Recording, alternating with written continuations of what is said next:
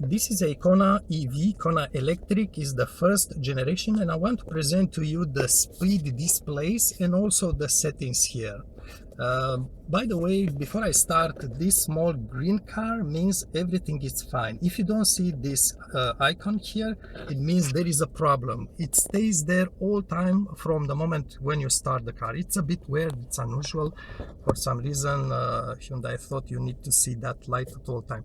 So this is the speed display for the normal drive mode, and it looks like you don't have the digital speed in the center for this choice of drive mode. If I would switch now to the sports mode, it says sports there, you do have the digital speed meter also in the center, and the same goes for eco. This is eco mode. I say that the colors here are really nice. Now, do I really like this arrangement? You don't see the speed, analog speed, so it's questionable. This again is the normal mode, and this is sports mode. It's a question, and you cannot put this display for the eco mode. It really, the display stays with the drive mode. I realize I had the settings here, so you don't see perhaps the display as you drive the car. So this is the normal mode. You have the speed digital here, but not in the center for some mysterious reason. Then we switch to, this is the sports mode. You have the digital speed at both sides. You can also have obviously that conversion, but you also have the range, remaining range, and you have also the same information in eco mode. Whereas in eco mode you have range, 2 digital speeds, but you don't have the actual speed like analog if you want or so. Let's just now go for the user settings. For the user settings, I am going to press this thing, and this one, it flips up and down, and you also need to press it down to make some choices.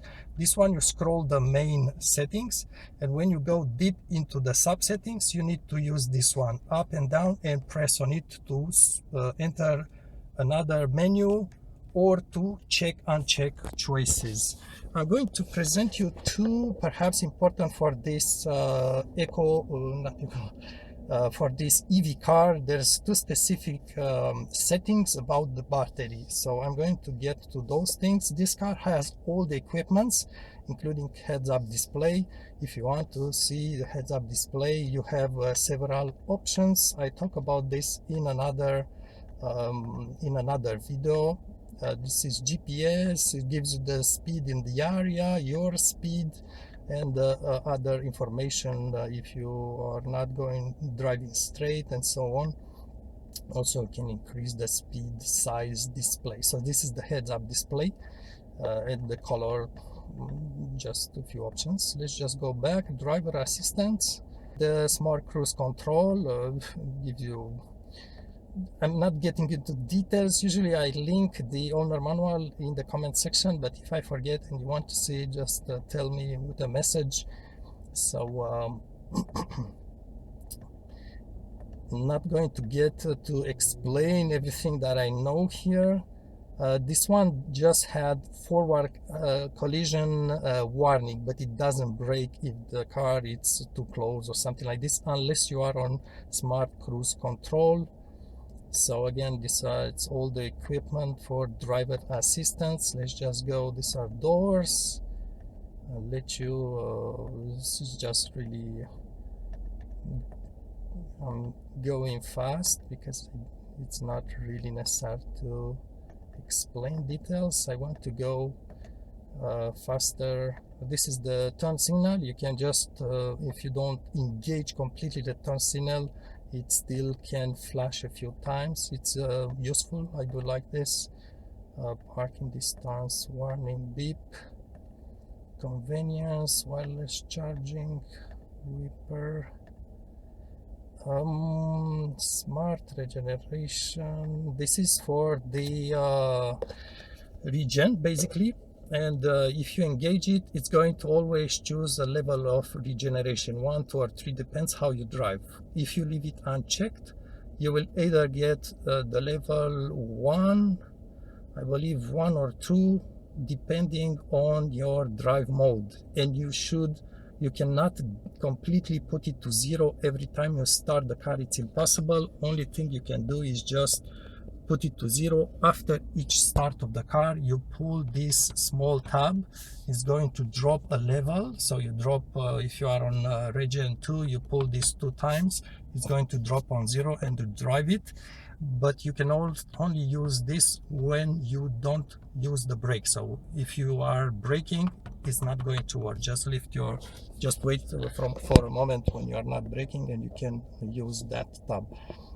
Icy road warning. It's in winter time when the temperature goes below a certain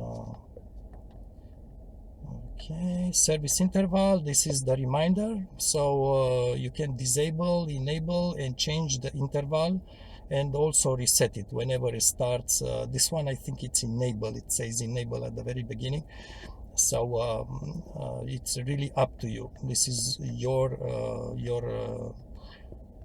choice. It helps you if you want, if you need this thing. Let's just go other. Energy consumption, perhaps it gives you information.